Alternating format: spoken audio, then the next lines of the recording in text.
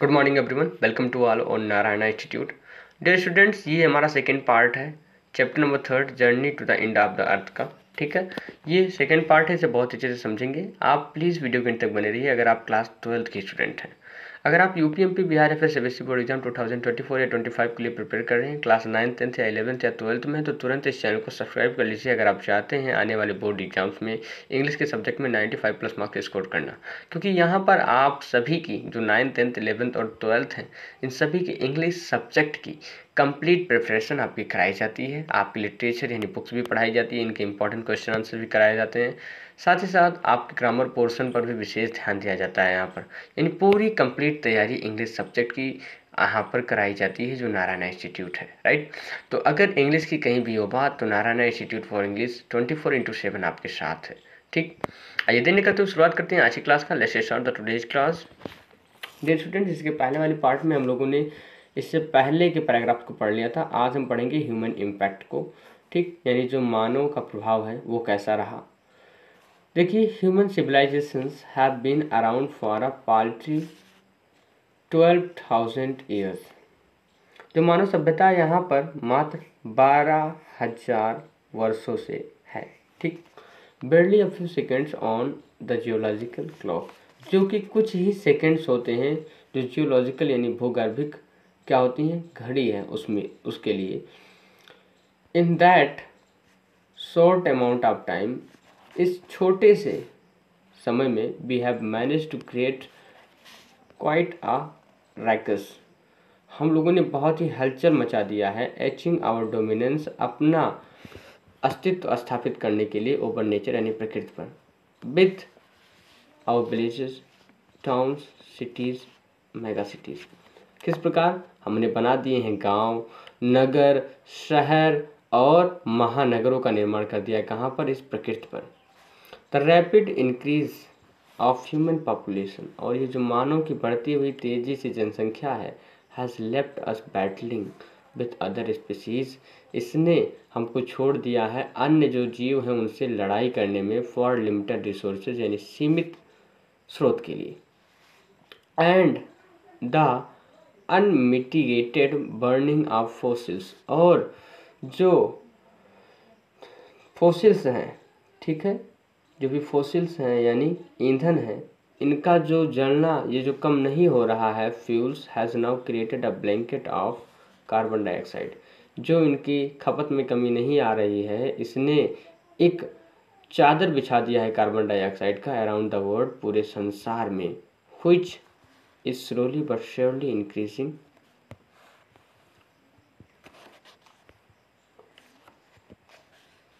Increasing the average global temperature.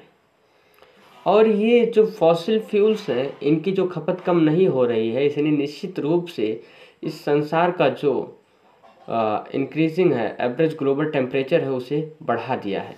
Climate change is one of most hotly contested environmental debates of our time.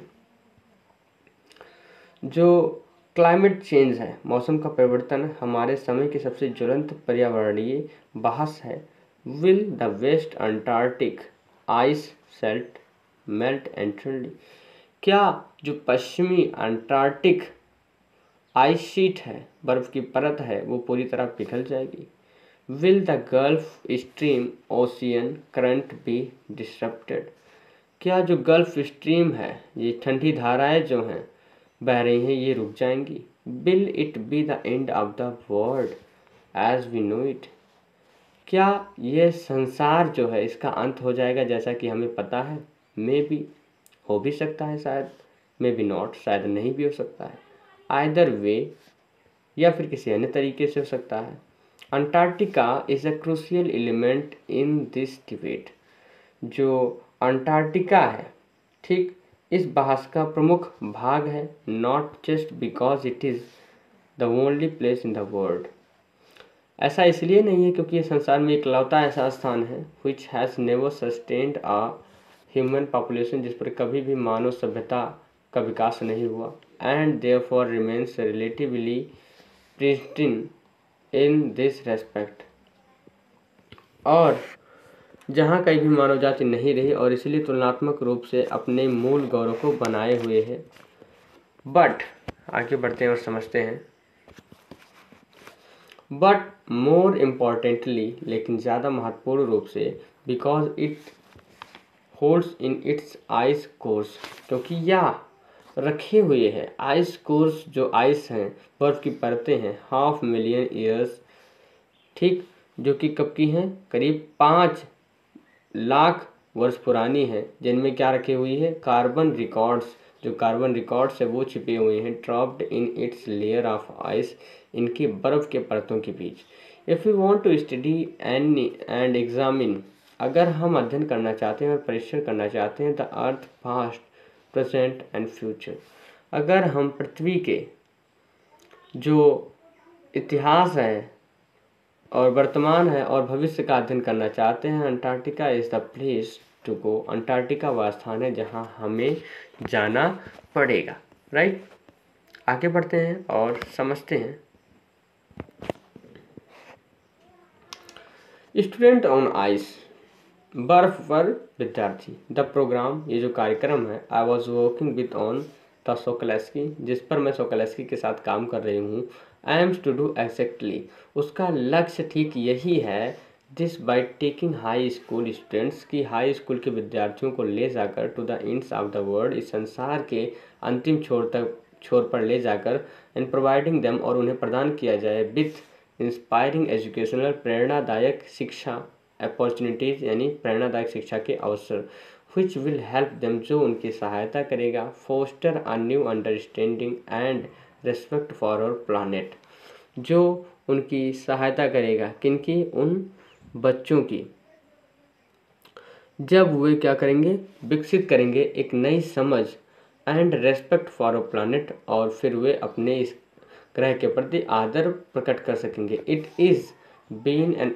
Operation for 6 years now, ये जो operation है, संचार मतलब जो प्रक्रिया है, ये 6 वर्षों से हो रही है, हीडेड बाई कैनेडियन जियोफ ग्रीन, जो कि कैनेडियन जियोफ ग्रीन के द्वारा किया जाता है, who got tired of courting celebrities, जो लाते लाते थक गए थे किन्हें, सेलिब्रिटीज़ को, रिटायर्ड रिच, जो रिटायर होते थे अधिकारी, जो धनी लोग होते थे, और क्यूरियोसिटी सीकर्स, उन्हें लाते लाते ये थक गए थे, who could only give back in a limited way, जो कुछ ही यानी सीमित साधनों के रूप में वापस कर सकते थे इस संसार को, विथ स्टूडेंट ऑन आइस, लेकिन ये जो स्टूडेंट ऑन आइस प्रोग्राम है, ही ऑफर्स द फ्यूचर जनरेशंस, या आने वाली पीढ़ियों को यह अवसर देता है, आप पॉलिसी मेकर्स, जो पॉलिसी मेकर्स बनेंगे, अ लाइफ चेंजिंग एक्सपीरियंस, जिनके पास एक लाइफ चेंजिंग अनुभव होगा, एक्सपीरियंस होगा, at an age when they are ready to observe, और उस समय होगा जब वे ऑब्जर्व यानी तैयार होंगे समझने के लिए, लर्न सीखने के लिए, एंड मोस्ट इम्पॉर्टेंटली एक्ट, और सबसे मुख्य बात यह है कि उस समय वो इस पर कार्य करने के लिए भी तैयार होंगे।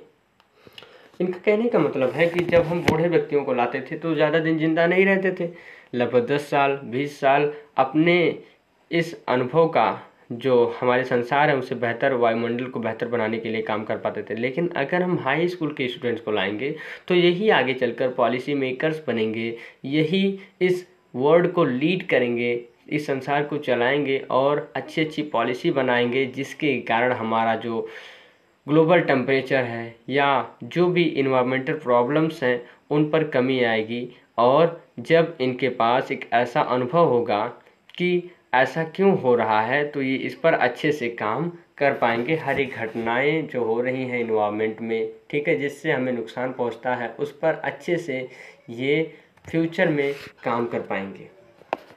राइट, आगे बढ़ते हैं।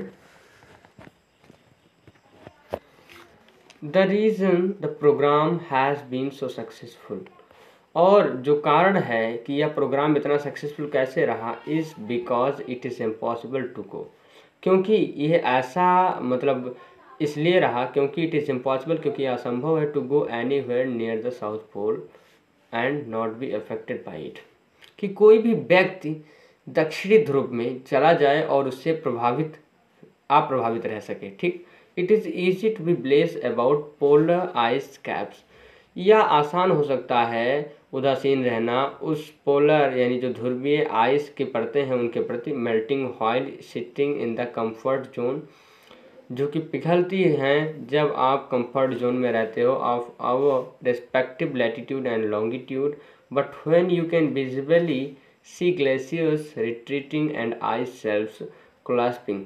लेकिन जब आप वास्तविक रूप से देखोगे कि कैसे जो ग्लेशियर्स हैं वो पीछे हट रहे हैं, जो बर्फ़ की परतें हैं वो एवलांच कर रही हैं, गिर रही हैं, you begin to realize that the threat of global warming is very real।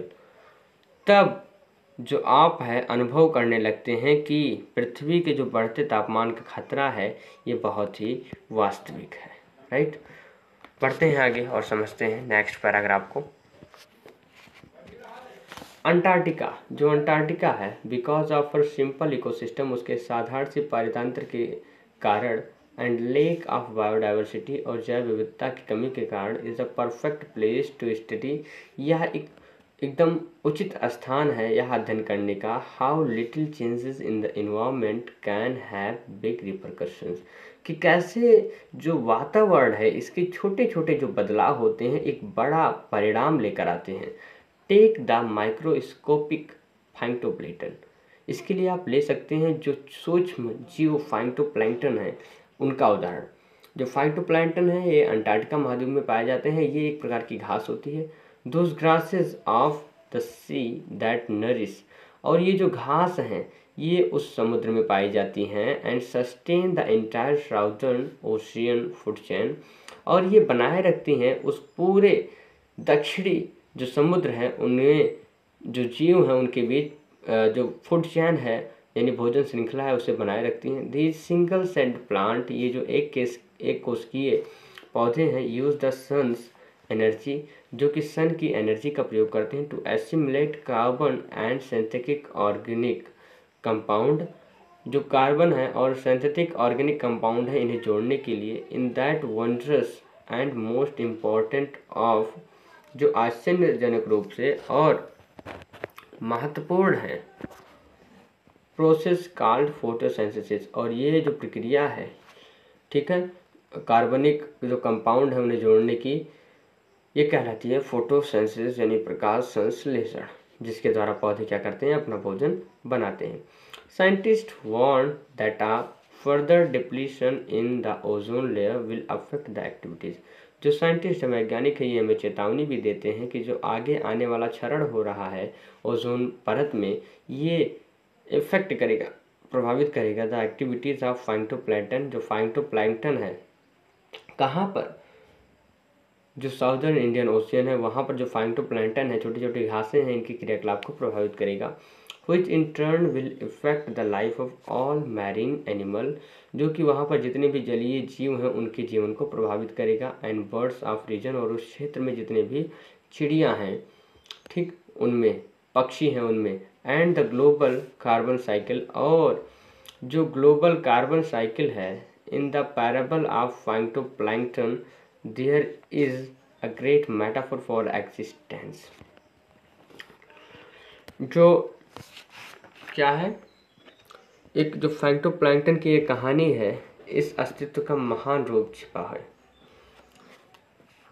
Take care of small things, और ये हमें बताता है कि हम ध्यान रखें छोटी छोटी चीज़ों का। And the big thing will fall into place, और जो छोटी छोटी चीज़ें हैं, बातें हैं, इनको अगर हम ध्यान देते हैं तो बड़ी बड़ी चीज़ें अपने आप ठीक हो जाएंगी। ठीक, तो ये था हमारा पार्ट 2 जिससे हम लोगों ने समझा बहुत ही अच्छे से। डियर फ्रेंड्स, अगर इसमें कोई डाउट हो, कोई भी कन्फ्यूज़न, तो आप कमेंट कर सकते हैं। ये वीडियो आपको कैसा लगा एक बार कमेंट करके ज़रूर बताइए। राइट, और एक बार फिर से कहना चाहूँगा कि अगर आपने अभी तक चैनल को सब्सक्राइब नहीं किया है, चैनल पर नए हैं, तो तुरंत चैनल को सब्सक्राइब कर लीजिए। डियर फ्रेंड्स, हमारी क्लास 12th की जो क्लासेस होती है पर डे मॉर्निंग में 7 AM पर होती है। तो मिलते हैं कल सुबह एक नए वीडियो के साथ, पार्ट 3 के साथ। Till then keep running, keep watching and keep improving yourself. See you tomorrow, have a good day.